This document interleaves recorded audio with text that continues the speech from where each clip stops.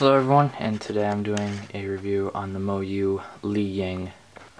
This is one of the many new 3x3s that MoYu has released, and I gotta say it's on the better end of those 3x3s. This is the second version of the MoYu LiYing, which was their first cube that they released. In my opinion, one of the best. I'll go over the differences in the pieces just a little bit later. This one is a bit heavier, but that's not too much to talk about. The turning style on it is very fast, kind of loud, sort of snappy, which is a feeling that I like. The LiYing was my main for quite a while, and this one definitely has the potential to be my main as well.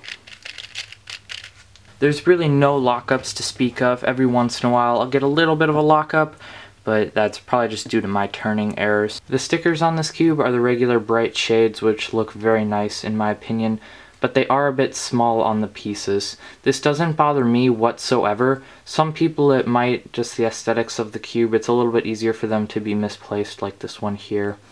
And you could of course replace the stickers with some fitted ones and it would be fine, but it doesn't bother me in the slightest.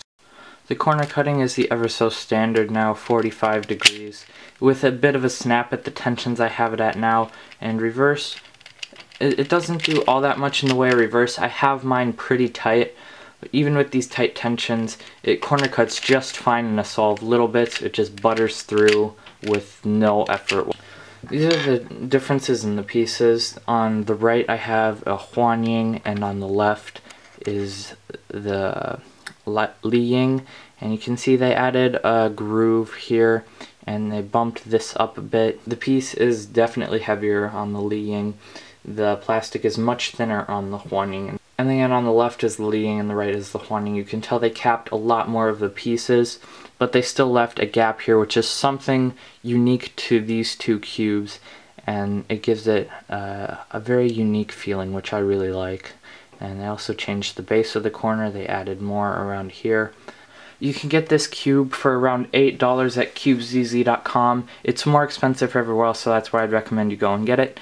So as I talk about final thoughts, you're going to be watching an average of 5. I just did on this cube actually, and it was a 12.25 second average of 5, which is pretty good for me. And the first solve was a 9.09 second single, which is really good for me. I mean, I don't usually get sub 10s, so that was pretty good. So in final thoughts, it's a pretty nice cube. I would recommend it to almost anyone. If you liked the LiYing, you'll like this cube too. I can pretty much guarantee that. If you didn't like the LiYing, this is a bit different, so there's a chance that you'll like this. I know my friend that didn't like the LiYing, but then bought this, did like this cube more than the LiYing. So it's a good cube to give a shot. Again, I really like it. I don't know if it's my main at the moment. I don't have a main 3x3 most of the time, but it definitely has potential. So I'm going to stop talking now and you can finish watching the average of 5. There's a link in the description to cubezz.com where you can get it. That is the cheapest place on all of the internet to buy it. So that is all I have to say about this awesome cube. Thank you so very much for watching. Goodbye.